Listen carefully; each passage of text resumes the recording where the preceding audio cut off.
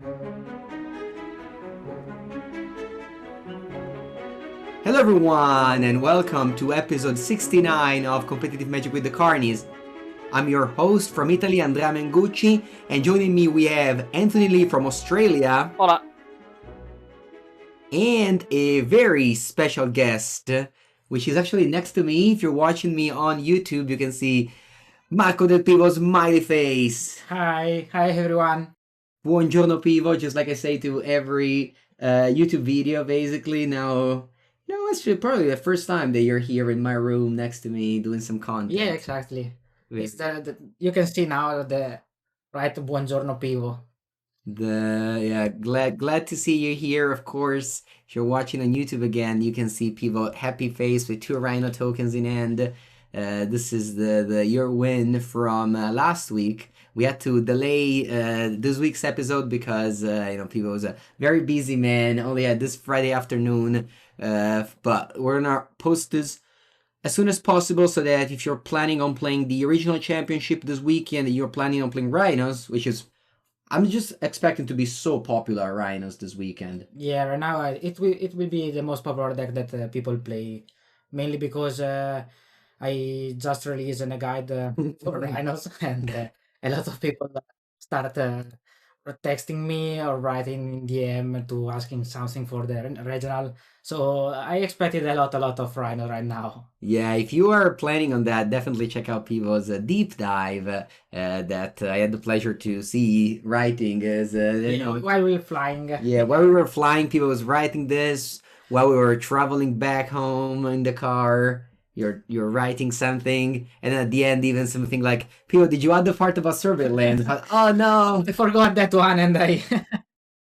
So you had to add that one, but yeah, it was... the surveillance, that's... It's a new improvement for the deck that I'd like to test, and there is sometimes to test it, and I think that a kind of cool land, and we can switch for a Catrium or something like this to understanding if the surveil part is better for the deck, obviously. I still need to figure it out if I want 1 or 2 for the deck, but there is some times to test it, so I just also leave to all you guys that listen to this podcast and see this video that something to test it. And yeah, this weekend, of course, the results will also tell us how many, maybe something like that, right? Anthony, this weekend, I'm sure that you helped some of your friends practice for the RC as well, right? Yeah, a little. There's a US RC. I didn't help anyone for the other ones, but I think there's also one in Canada. Yeah, there's the Ottawa RC and the Denver RC. Yeah, Ottawa, yeah, that's it, yeah. Ottawa, yeah, the capital of Canada. Yeah, maybe there's even something else, but definitely that's gonna be a big important news. Rhinos in Ghent was 15% of the metagame they won. Yeah, and I can see going up. I can see the number going up. I can see all those like Scam and Murktide player being joining the Rhinos boat. Yeah, I suppose that their Scam and Murktide will be a little bit afraid to play the deck over Rhinos, just because, for example, as we can see in the 2 converted rate of metagame, we see that Rhino and Yagoth have the best conversion. So this is such an important thing to keep in mind for testing a deck, because it's okay to play the deck that people most will be played, but also the deck that have the highest conversion will be one of that to take care of. So Rhinos. Yeah, so you're saying that it's important to think of the deck that beats Rhinos as well? Yeah, exactly. So for example, like as a Rhinos player yourself, what is a deck that you would be afraid to play against?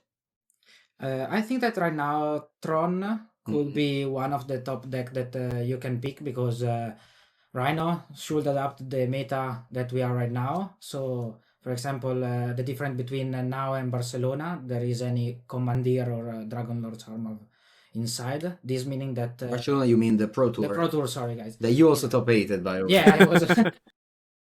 2 Rhinos, 2 times that I pick Rhinos and 2 times that I have enough luck to get a result. And yeah, the main difference is there is no specific hate for Tron, so Tron could be the deck that I'm most scared about to play against right now. And the second one could be honestly Yagoth, just because there are some strange interaction about with the deck, but it's a fine matchup. Yeah, so in Barcelona, actually, you played against Rhinos twice in the Swiss, Yes. and you beat them both. They were also not bad players. They were Javier Dominguez and Simon Nielsen. Yeah. So I would say that even if that's not like a very good matchup, you definitely have the tools. Like Rhinos, even in its worst matchup, like Living End and Tron, I think has the tools to beat. Like it's just a very, very solid best deck at the moment. Yeah, exactly. You have the pair colored and the correct card to set up every kind of matchup. For example, right now, Living End is a deck that we can just give up. In the past, also in Barcelona, we just give up this kind of matchup.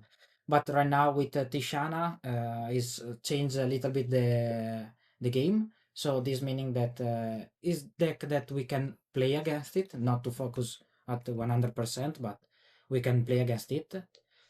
And yeah, in Barcelona, I wanted the focus on on Tron matchup, and I got lucky enough to the change that I made inside. Yeah, because the testing guys in Barcelona focused on the Trump versus Rhinos matchup a lot, and you had a lot of Charmo at the end. You played two, right? Yeah, I ended with 2. I started with 4, obviously, Yeah. and then I just start trimming card for because I don't want to have an all inside for Tron, but is 2 were the number correct for playing that kind of card. Okay.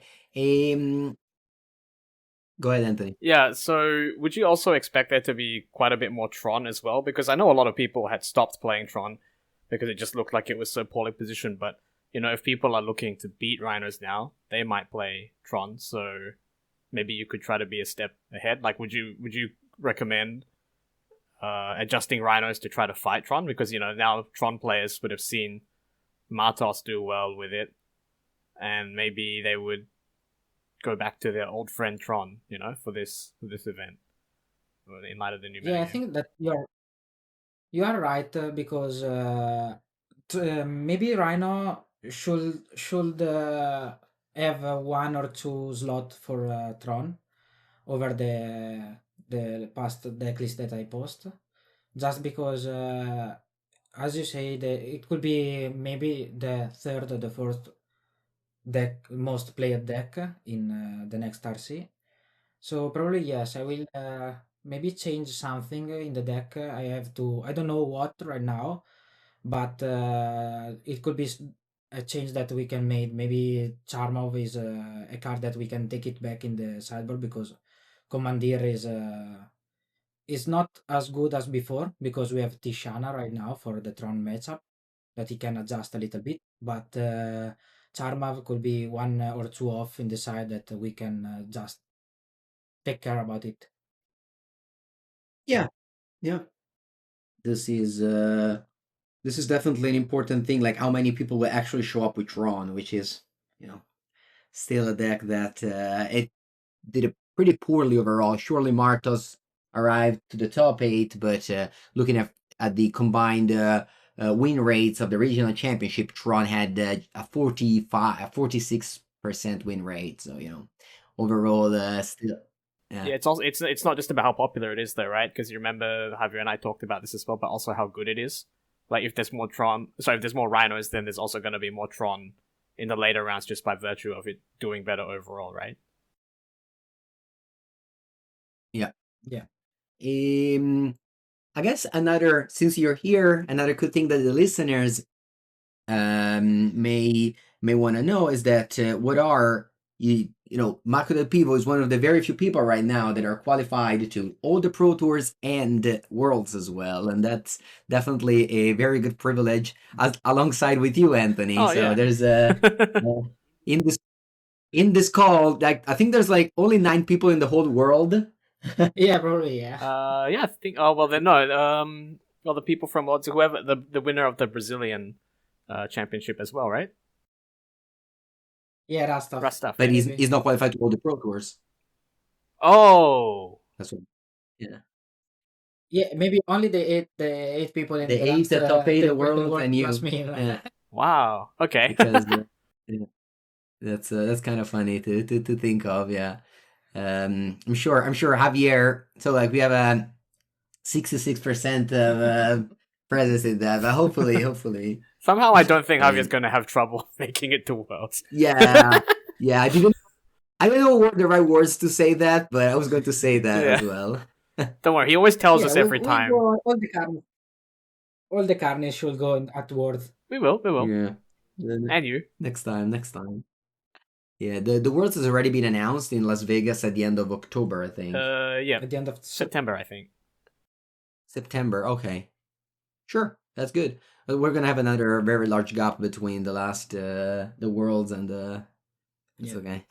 Well, there'll be something to So fill. the next events that we have lined up is of course the MagicCon Chicago. We're gonna play the Pro Tour, and I think Anthony, you travel the same day as us, right? Next Wednesday, you go Yes, on to Wednesday America. I leave, but it's mine is a bit more circuitous because I found like a very cheap route that goes through Japan, but that's kind of an upside. Like, you know, I would have to take something like a 9-hour layover in Tokyo, but I was like, you're telling me I can pay less money and spend 9 hours in Tokyo? I mean, okay, I'll take that deal. So it'll take me a little longer to get there, but we are leaving at about the same time on Wednesday. Yeah.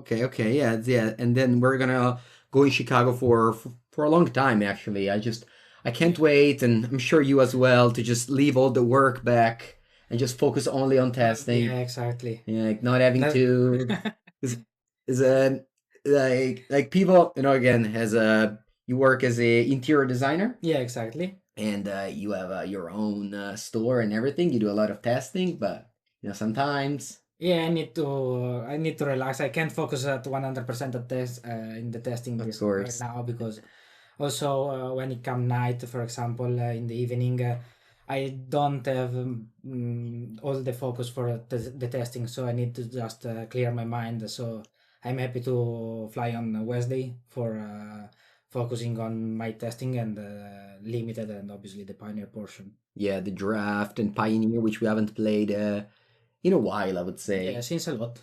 I think Athens maybe was the last time. That was in June, Yeah, last yeah. June, because we didn't play the RC in September. So yeah, it's been a while.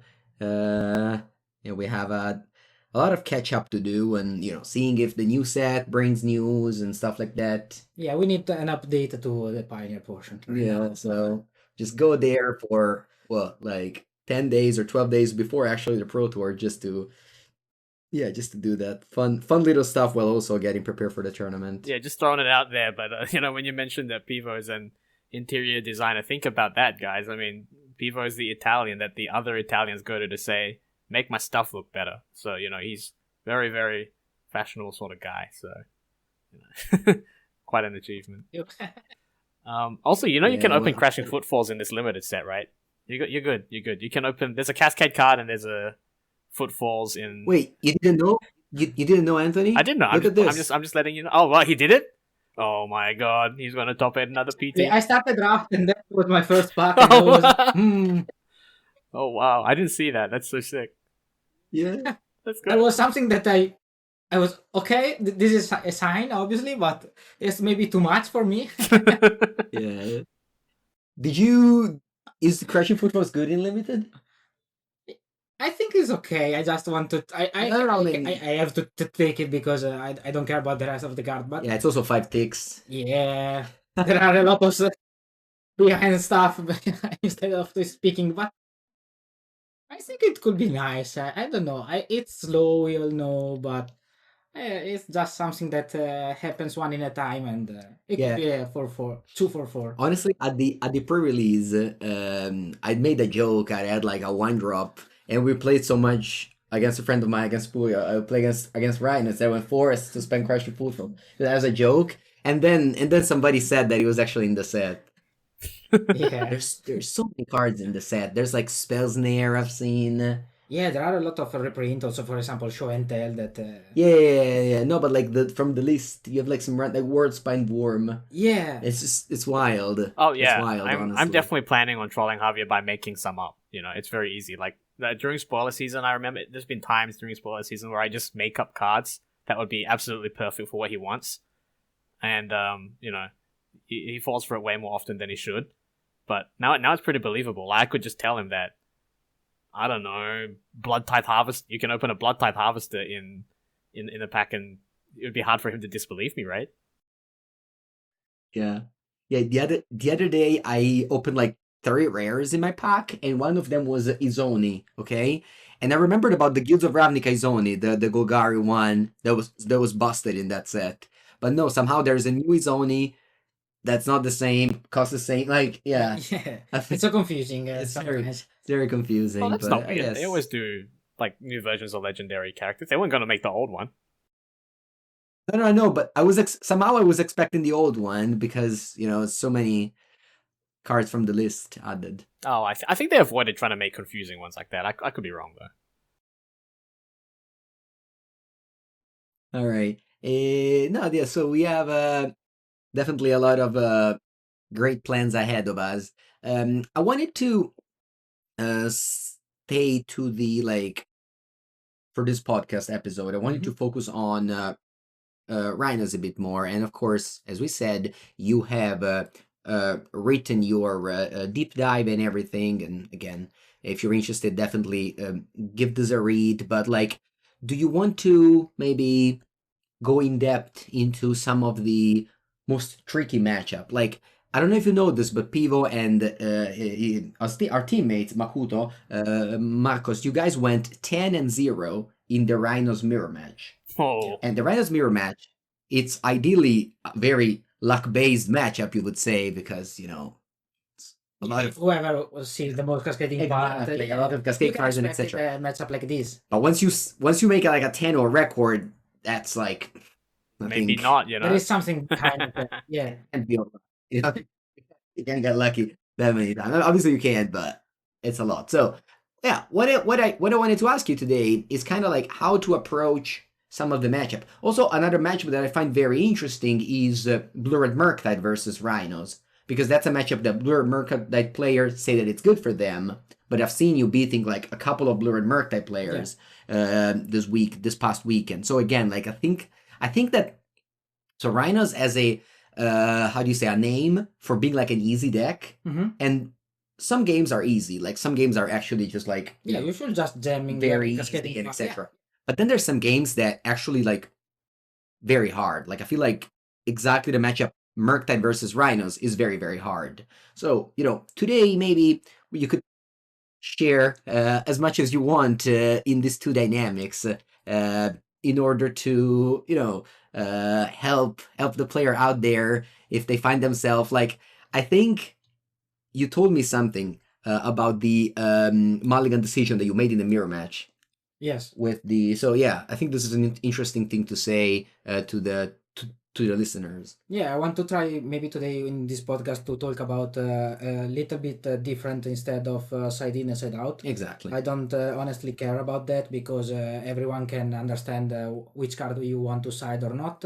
But mainly you need to understand which kind of role you have with Rhinos, because as I say, Rhino is a classic combo deck if you want to talk about that like this, because it's just tapping 3 and make 8 or 10 power. But most of the time it could be a deck that isn't more tempo play. This is the different, and I want to maybe we start with Murktide, the most popular matchup that you can face, and is a little bit tricky. Yeah, for sure. So yeah. So one thing about the deck list, honestly, before starting in Murktide, Exactly. The deck list I played Dismember in Ghent, but we can just change something. For example, right now I'm playing the fourth Death Gone over the Dismember. Dismember is just it was a meta call about Yagoth that it was for me the second or the third most popular deck, and I want to have a big removal with a cheap cost. So this is why Dismember was here. is okay against Murktide with Shredder, but it's not what I really want against them. Rhino have maybe 55 cards that are pretty locked. Is the last 5 card there isn't a correct way to build it, because it's just more how do you want to adjust based on your play style, instead of I want to put this and this card because for some matchup. This is what I'm thought about Rhino right now. Mainly, for example, if I want to check about the new deck list, I will change two land, the Surveil land. Yes, I want to put probably. the Thundering Falls and the Hage Maze. Yes, I will change for the Catrium, and right now, honestly, I changed the mountain. I want Okay. to see if the mountain is the land that I needed. Because against, for example, against Murktide is a land that I really want, but because I take less damage. But right now, surveilling part is better if I want to play two Murktide region main deck. That's the main difference. That why I'm side out when I took out the mountain. Would you still play 4 Wooded Foothills? Yeah, Okay. I'm still playing 8 fetch. I think that 8 fetch is mandatory in this deck. You can maybe try to understanding if you want 3 or 4 Lorien Reveal. But if you want to play for Murktide, I'm pretty sure I want 4 Lorien Reveal and more fetch that I can, because I want to cast the higher Murktide possible. Yeah, no, I'm just saying maybe since you cut the mountain, yeah, oh, it's okay. You just you still think that this is the best Yeah, best land to get. Okay. You still would play 2 Mutavault and 1 Gemstone Cavern. This for now, doesn't change. yeah, for now, yes, because I want to maximize my Flame of Honor. If I don't, or if you guys don't want to play, for example, Flame of Honor main deck, you can just took out Mutavault for a better mana base. You can play the second Gemstone Cavern over the one Mutavault. So there is a little decision that you can make, but it's more based on what you expected and how you want to play Rhinos. What about like what is a card that you would say like I want to improve my Rhinos matchup? I'm gonna play more copies of, X or whatever. Is it Airtight Scorn? Or is it something else? If I expected, yeah, the mirror match, for example, Earth Scorn is a card that I want to the second copy. Is it over Dispute? Maybe right now could be over Boseju. If I don't expect, obviously, a lot of Tron, as we say before, I can just play more counterspell over Boseju, but also the Blood Moon, because if we want just the Magus of the Moon, we can just take two Magus and side out the Blood Moon. Blood Moon is here mainly for Zo, or a card where they don't have a removal or a lightning bolt from Magus. Yeah, creativity is Creativity, yeah, control. exactly. Yeah. If you expected less of this kind of deck, you can took out the Blood Moon for the second Ertai and leaving the Boseju. So it's just based on, as we say, as the matchup that you can expect. So something that I want to talk about there is that I think the fact that you don't need to dedicate that much for the Rhino's Mirror is part of why it's good. So, like, you can add these cards that would make you better in the mirror, but it's only going to be by a very little bit, because the best cards in the Rhinos Mirror are kind of locked, like they are what they are. And so, even if there's more Rhinos, the impact of adding cards for the mirror is a lot lower than adding cards for other matchups. Like, we kind of get that dynamic a lot in other formats as well. It hasn't happened as much in Modern before, because it's usually quite broad. But I think even if there was more Rhinos incoming, which I think we can reasonably expect, I would be more worried about spending the sideboard slots to respond to other decks that we would expect to rise in lieu of Rhinos. Like, I think, I just think that the slots you add in, like, the Rhinos Mirror just doesn't matter enough for you to sacrifice all the other matchups for cards like Earth Scorn that just aren't very good elsewhere, I think. Like, you can put an Earth Scorn in the mirror and you'll be a little better, but not by a lot, right? Whereas if you have an extra Blood Moon against Amulet or Tron, it's like a really big deal, I think. Yeah, that's true. That's true, because Rhinos matchup, as you say, and as we say before, sometimes it's just maybe more luck based as a matchup, that you don't want to improve 100%, because it's just more depending how you draw during the game, instead of I want to respond to their Rhinos. For example, you can also go in for Commandeer if you want to try to get better Rhinos matchup and improve in the same way Tron matchup. But yeah, not focusing on mirror is a nice way to approach the matchup. Honestly, we have two more regent in main deck for that reason. So Yeah. So to go back to the like how to play yeah, the matchup now. these matchups. Yeah. Let's start with the mirror since we're focusing on the mirror. So again, so mirror matchup for me is more. You need to understand which kind of play you are based right now. So this meaning that you need to understand if you are the active player or the attacking player or the defensive player. This meaning that you need to understand if you want to counter their rhinos or playing your in response of their.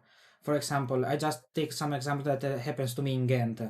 In Ghent, I had 3 untapped land, and my opponent in my upkeep violent outburst and try to cascading rhino. So I have 3 decision right now. That was I had in my hand Tishana, Force of Negation, Mystical Dispute, and Shardless Agent. And I had a suspending rhino on the Witsu counter. In this spot, we can just try to do 3 things. Arcast Force of Negation, but I expected that they can have Force of Negation in their hand. I can just try to Tishana and exposing me to their cascade in their turn also if I have a Force of Negation, or I can just let them resolve and play my Shardless Agent. did you have a fourth land? And I have the 4th land, Okay, yes. okay. So what I'm thinking in that spot was I don't want to tap 3 land and try to Force of Negation that Rhinos, because it's for me the worst play that I can do. It's just that it work for me if they have Force of Negation. I can so decide between Tishana and Shardless Agent. In that spot, for example, I decide to going for Shardless Agent because my Tishana, I want to use my Tishana for protect the rhino that come in the next turn in 2 turns. That because Also, you can Tishana their Tishana. exactly. Okay. That was what I'm thinking. I have Mystical Dispute if they just want to tap 3 Force of Negation, but also if I have a second answer for their Tishana with my Tishana. So I want to defend the last Rhino that I want to resolve instead of the one with Shardless Agent. That was the spot where Okay. I'm. Okay, so you untap to you let the 2 rhinos happen. Yeah. 4th land, shardless. Yes. They have Force of Negation. They Force of Negation. And you dispute. Yes, exactly. Okay, and then later your I can Crush of Footfalls goes on the stack. They try to Tishana, you Tishana their Tishana. Yeah, exactly. And now you have I have 2 rhinos. 2 rhinos. Yeah. Okay, yeah, So that's a good suggestion. That's the only spot where I'm just need to where you should understand if you want to be the one that put pressure. So, for example, if you are the first one that cascading, you just start to attacking and let them trade your rhinos because you can always have untapped mana for trying to stopping them or cascading other rhinos while you are attacking. Otherwise, if you are the defensive one, you need to understand if you need to counter their rhino or just want to protect your cascading. That's the main difference, and this is not other strange thing that can happen. So obviously, Yeah. Another thing that's important for listeners is the mulligan decisions. Mulligan decisions with this deck.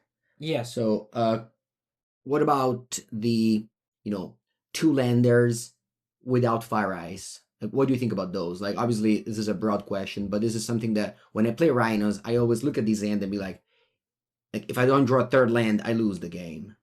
Like, is there a range whether like you keep or I mean, obviously it's open deck list, so.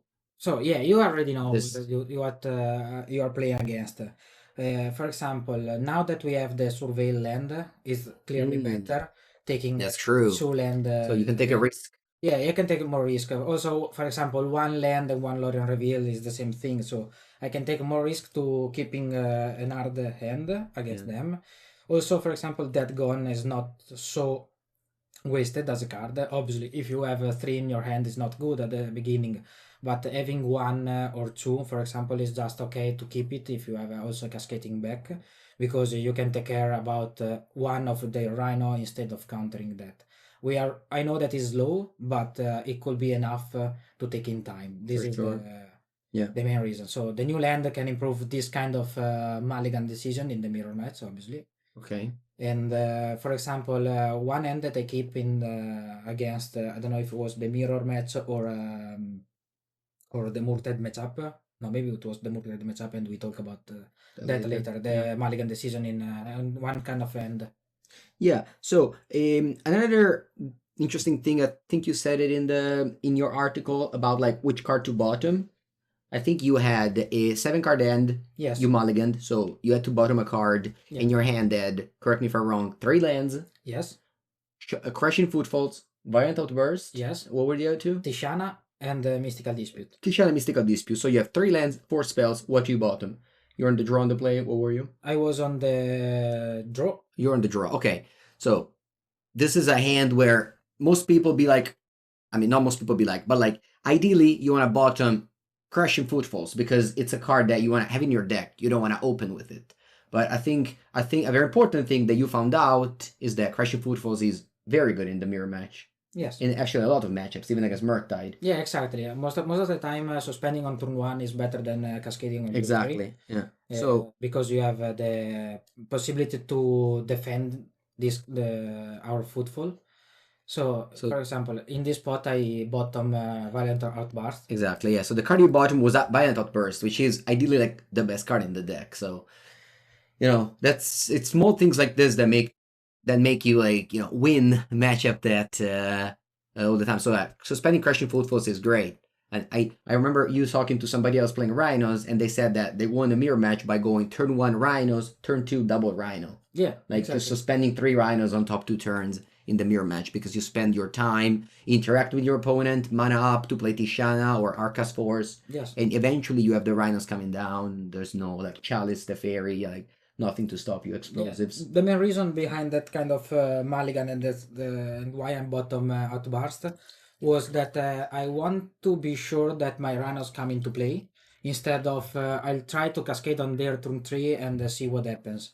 I'm preferring more the defending part, so I just we already know that we have to hope maybe the first two turns that there are not something that strange can happen, but otherwise if we have the third land we can defend easily our Rhino with Mystical Dispute plus Tishana Open when they can come into play. So that was my thought about bottoming Outburst. Was better to be sure about playing Rhino instead of hoping that they don't have counterspell. Yep. This is I think a very important suggestion. Yeah. I think it's really important to understand that Crushing Footfalls is a very good card. Yes. In the mirror match. Crushing Footfall maybe sometimes is better than Shuttless Agent, for example. Yeah, or Outburst. Or Outburst, obviously. Mm-hmm. Also against Murktide. We'll talk about Murktide matchup in a few minutes probably, but against them suspending the footfall, meaning that you can defending their cast easily instead of... Yeah, you can play around Spell Pierce and Flash Storm much better because you have mana and everything. Yeah, they need to have a counterspell for that. We have Fire and Ice for tax their mana in their end of turn, so we can just play that kind of spot better. Yeah, I think there's a couple... let's go... Anthony, do you have any more questions for the mirror match? Not particularly, I think. I mean, I think he explained it pretty well. Yeah, going to the Murktide match, I think one of the hard questions is when to play the card Fire Ice against Murktide. Because sometimes you'd be like, I want to tap your land in upkeep. Some other times you'd be like, I want to tap your land in end of turn so that you think you're keeping up mana for counterspell, but you don't actually. Let's say, I have 3 mana, I'll be like, okay, I can play a Channeler, I still have counterspell up, and then you go end of turn, tap your land, and now I don't have counterspell up anymore. Yeah, most of the time, fire and ice, you want to. So there are two parts of this card, obviously, fire and ice. The fire part is important early game against Channeler because is our is strange to say, but is the worst card for us So it's because worse than Ragavan. worse than Ragavan. Yes, I'm talking about Ragavan in a different spot just because I don't care about it so much. Game one is important to talk about Ragavan. Game two and three, but we don't care about their taking our card and having the treasure. So otherwise, I want to maximize my fire on the game one against Channeler because it can help Murktide side to loot and finding every counter spell, or also the lightning bolt for close the game as fast as possible. That's the worst scenario that happens to me most of the time when I play against Murktide. So I need to you need to understand that part. On the other side, you want to use ice most of the time at the end of their turn, just because you want to tax as much as possible their mana. So not having a counterspell open or tax their spell pierce if possible. Make sure that you cascading one rhinos.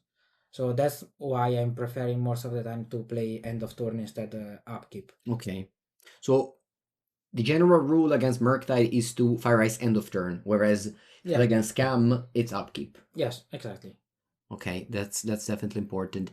And another question I wanted to ask you in the Murktide versus Rhinos matchup, game one, it's do you play around the card Spell Pierce? This is something that I find it very interesting because sometimes I would be like living up a mana with Murktide without Spell Pierce, and you don't play Consider anymore, so it's just exactly for Spell Pierce in your turn 3, and how do you decide when, like, maybe if you have too many cascade spells? Yeah, obviously, when you have two or more cascading spell, you can just start slamming card.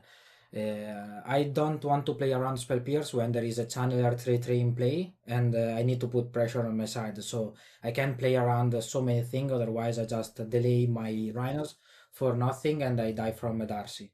Okay. So this meaning for me that I want to try to slam it and see if they have it, they can just have it, and I don't play this Rhino until turn 5. That meaning that they can just finding a counter spell or something like this. So I just try to put pressure in my side. This is important when there is a channeler in play. Otherwise, if there is nothing in play or also a shredder, I try to slow roll the game as much as possible because I can just I just put as we can say mental pressure to them. They can't tap it out with just a shredder in play. They try to force us or they just try to force to play 2 spell per turn to grow up their shredder. So this meaning that we can just delay our rhino and play around the spell pierce. And also for a shredder part, when they play shredder, we are most of the time I see a lot of rhinos player to flame of honor shredder as soon as possible. For example, in one game I just leave a shredder in play until turn 8 or 9, and because he can't just play 2 spell per turn, otherwise he just expose him to having a rhinos in play. So they have to respect our play, and their shredder can't grow up so fast. So I just starting to wait, and when the shredder have the first stack on the first trigger on the stack that can put the counter and go on 5, I just flame of honor it in their turn, and I resolve shredder like this. And just it's just more patient games instead of going fast, depending on Darcy most of the time. Yeah, for sure. Like if I have nothing in play, then it's like if I'm casting a spell pierce or a counter spell, I'm not gaining much. But if I have a shredder or a Darcy, like I'm so happy. Like I'm so happy if you play something so that I can cast my card and trigger my stuff. For sure. Yes, indeed. It seems like a And we theme. talk, yeah, Like a lot of what Pivo has said across both the Rhinos mirror and Murktide suggests that Pivo's playing the Rhinos deck in a much more patient way and for longer games, more looking to protect his threats. take a more slow but sure sort of approach than many people default to with Rhinos. I think that's worth noting. Like Pivo seems to be going for this type of game a lot more. Yeah, for example, I watched your last match, day one. You were 6-2 when you played against Murktide. Mm-hmm. And in game 2 or 3, I don't remember what it was, but like last game, you finished the game with like 3 outbursts in your hand. Yeah. Because you played every other threat first. You played, endurance, whatever, subtlety, flame of honor, Tishan. Like you played every other threats, and then at the end you played The outburst. Yeah. outburst or whatever shot. Like I don't know what you had, but you finished the game with still 2 leftover outbursts. Like that's the very last threat you want to cast. Yeah, it's not a rush, this kind of matchup. It's strange to think about that because Rhino is something that people think about. You have to put Rhino as fast as possible, but in this kind of matchup, also the mirror match or something like this, is not how you should play this game. Otherwise, you lose, and you don't understand why you lose, mostly because you're just thinking about I have to slam card. So yeah, I try to gain the max value about my card and play around every kind of card that they can have instead of just start slamming and see what happens. And also like you by playing patiently and end of turn make Murktide burn mana. This is something that I always try to say as well. When you play against Murktide, you need to make them burn their mana. Like they pass the turn with counterspell up and you don't play anything. Like something like this. Like and then you go like in a single turn you play 2 spells, or you play against spell pierce. Or I think another good thing that is when Crushing Footfalls comes up, then you play like the suspend. Let's say so on turn 5, Crushing Footfalls comes in. On turn 4, end of turn, you slam a threat. They counter. Then you upkeep. You have another threat. Then you have another threat. Like you need to pinpoint, like when to overload your opponent in threats. And this is something that really makes a difference when playing this matchup. And again, Rhinos is it definitely has some easy games, but the ones that are hard are actually very hard. Yes. What about? Do you have anything else to say about Murktide or? No, just one thing, one fast thing is just game 2 against 3. There is a different way to approach this matchup because there is no more Darcy, for example. They have more Engineer Explosive or Chalice of the Void. So the most important card that they can have is not Sledge Shredder, but Ragavan. Ragavan not mainly for the card that he steal from us, but for the treasure part. Because our counter spell mostly are Mystical Dispute post-side because we took out Force of Negation against them. So killing Ragavan, if possible, soon in the game, help you to gain value from Mystical Dispute. That's the main problem of game 2 against 3. Instead of, for example, Shredder, we can just leave their turn 2 Shredder with a bubble or something like this, but we need to respect Ragavan in this kind of matchup. Yeah. Okay. Yeah, that's definitely a nice difference between game 1 and 3 is that you have not 1 but 3 mystical dispute. Against Yagoth. So that's a matchup that you have showed the viewers to watch the RC top 4. You won it semifinals and finals. Yeah. Pretty convincingly. And how did it go overall in the weekend? Did you like what was your final score in the weekend against Yagoth? Like would you say it's a very good matchup, or just you think you should change something? Because Yagoth would probably be like the second most popular deck, I'm assuming. Yeah, I think that honestly, I don't have a correct answer for that because for me, I think that the matchup is even from my perspective because if they just playing Halfling plus Grist and Yagmoth or the second threat, this kind of game is unwinnable for us. Otherwise, they have that kind of hand where they can just cast Grease turn 3 and we just subtly it and then we cascading. So there are this kind of matchup is just a one-way game where if Yagmoth is behind, he cannot take it back easily the game. Otherwise, the same is for us. If we are behind the game, we can just take so easily. The only thing that happens this in Ghent, and I win 3 times against Yagmoth and lose only 1. is that you need to respect Yagoth sometimes and understanding if there is time to cascade or not. That happens in a game where they have Grist in play. I can just in my turn 3 play Shardless Agent, and I was pretty sure that I have Yagoth in the turn 4. In that spot, I don't play Shardless. I have Tishana in my hand and Flame of Honor. I just pass the turn. They play Yagmoth and they pass the turn obviously with Yagmoth in play, and I Flame of Honor end of turn. The thing that happens is that he brought him board for taking advantage from Yagmoth, and then I play my Shardless Agent. In this spot, my Rhinos are bigger than their thread, and my Rhinos are a real thread. If I play Shardless Agent on turn 3 and they go Yagmoth, he shrink my Rhinos, and that meaning that I cannot put pressure as much as I want. So you need to focus on that. You need to try to see the future or try to predict your next play. Yeah, that kind of play that can ruin your game if you want to cascade, or just you can slow roll one turn and let that your Rhinos be the real threat instead of the shrinked one.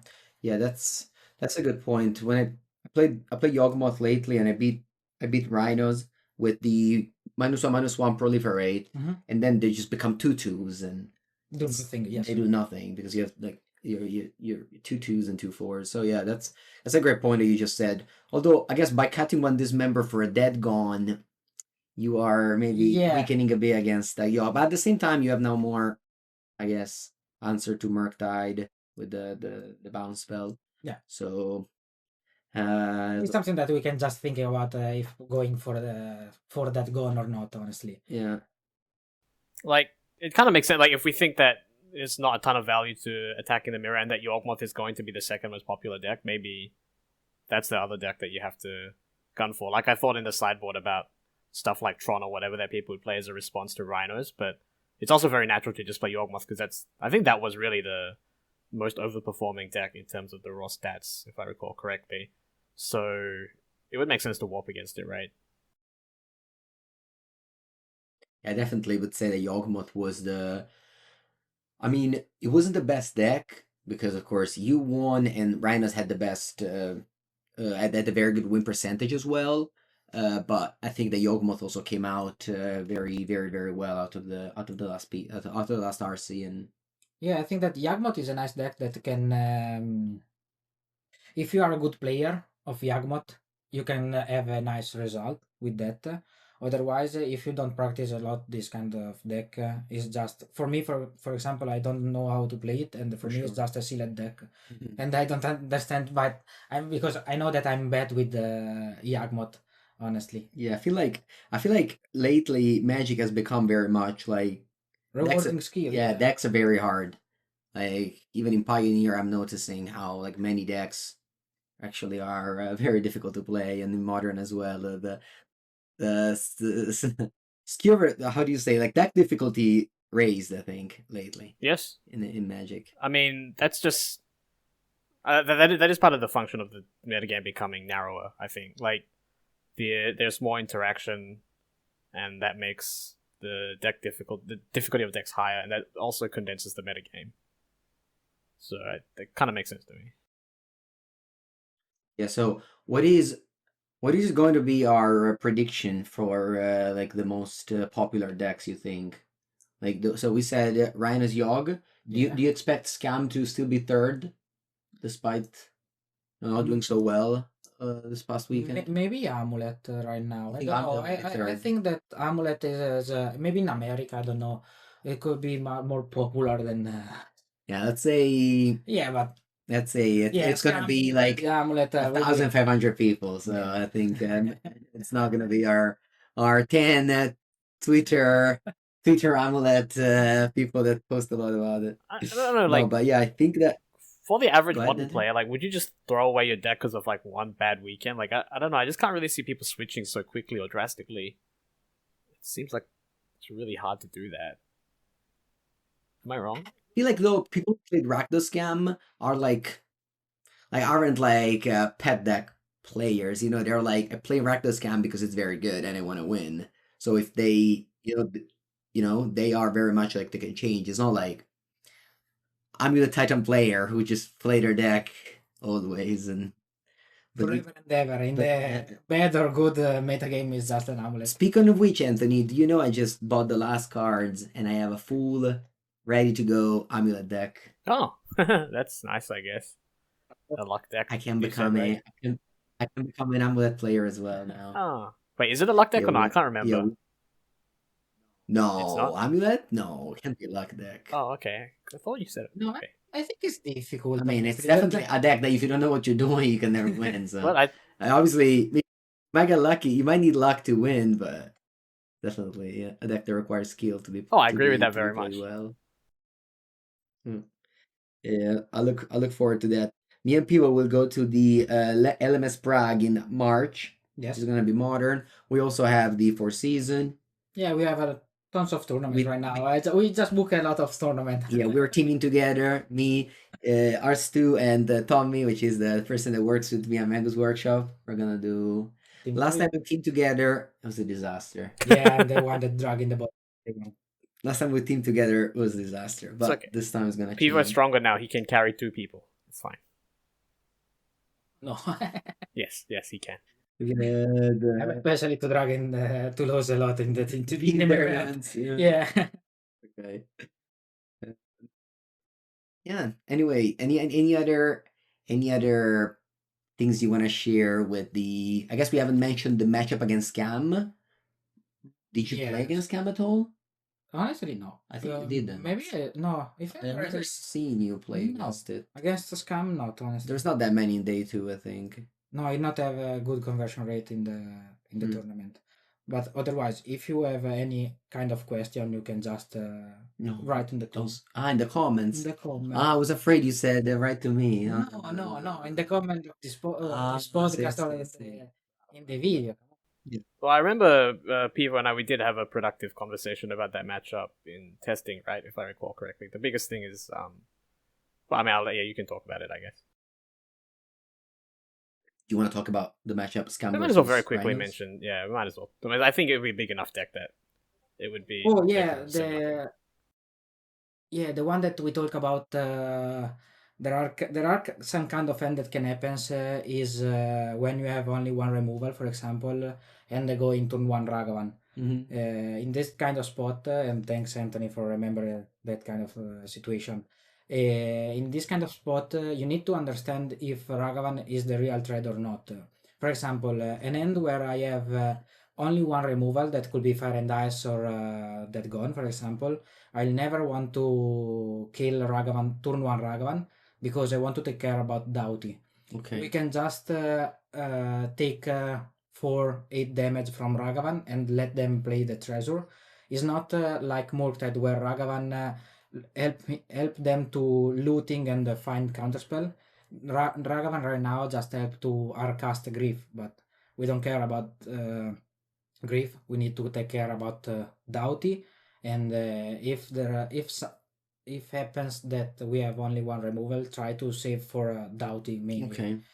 I know that they can protect with the treasure with not dead after all, but is the correct play to take in against Scam.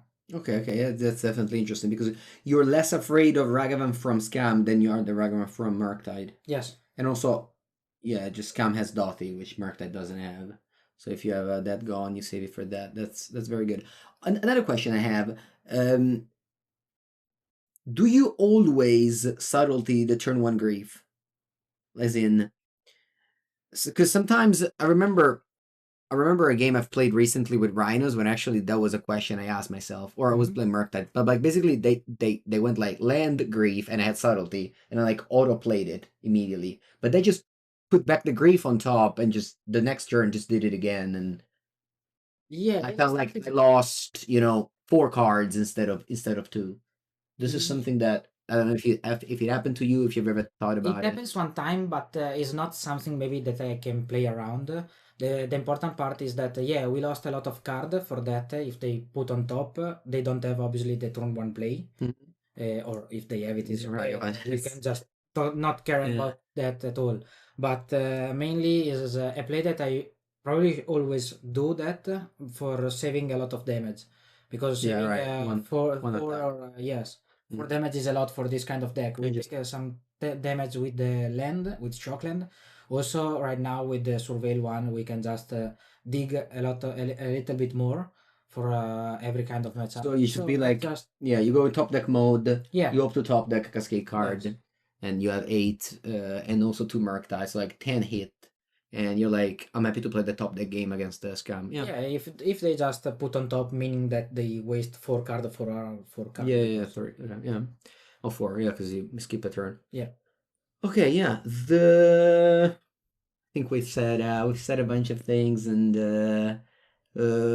yeah. So me and Pivo now, after this podcast, are gonna go to the Mango's workshop, to my office, to my other office, and we're gonna play Murktide versus Rhinos. Yeah.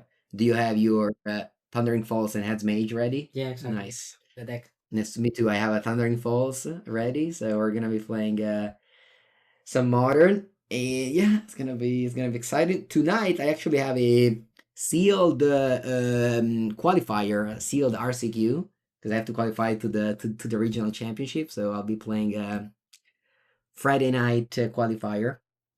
You don't come, right? No, I don't care. No. I need to take care about my girlfriend right now. He's Yeah, qualified for we're everything, done, Mango. Remember that. Well, I'm going to play in MS Praga Yeah. because I enjoy a lot to play games, so I don't Ah. care about if I'm ready or not. Nice. Yeah, I love it. I also register for the Sunday sealed, so even if I win this Friday, I'll go on Sunday to do some more sealed preparation, which is always important with That's good. the new set coming out soon. And yeah, also I have to open Hedge Maze. I don't have it. So I need to get some cards. What about you, Anthony? What do you do this weekend? Just testing? Yeah, I'll be testing. I'll keep an eye on the regional championships as well. Obviously that'll be very exciting to see. So yeah, that's what I'll be doing. Watching that, testing. Yep. Yeah. It's gonna be a long tournament over there. Definitely a lot of people. And yeah, I think that's all. I wanted to shout out to our new Patreon, Luciano Leon Jr. Thank you so much for the subscribing to our Patreon, patreon.com/carnies, where you can go and meet everyone in there. There's also Pivo, one of our first Patreon, Yeah. maybe even the first one. So it's nice. The first one and the first one. Yeah. So it's nice to see you. The best, yes indeed. And yeah, it's kind of it. Again, as people said earlier, if you have any questions about Rhinos, you can shout out in these comments either on YouTube or by tagging me on Twitter. By tagging you on Twitter. Yeah, you can tag me. Yeah. Sometimes I can try to respond. No, people always respond. I always tell him, like, you don't have to respond to everyone. He's too kind. He Yeah. really is kinder than the rest. Yeah, it's like, Yeah, I know. also like, I have tons of messages that I respond on Twitter, and if I show how much I respond, you can just maybe start flaming me. you know how like a Magic player love to ask like the most open-end question ever, and people's like answering those open-end questions. That's great. Very good, very good. No, but again, he released the free and open deck guide, so definitely check this out. And I think that's it. Yeah. Do you wanna say something, Anthony Pivo, before seeing him in Chicago in a few weeks? I'm gonna see him very soon. I don't need to say anything in particular. I'll see you very soon, Pivo. Yeah, we'll just have an hug as soon as possible. We will every time. I'm a Pivo maximalist. Yes. All right, guys. Thank you so much for listening, and yeah, we'll see you next week. See ya, guys. Cheers.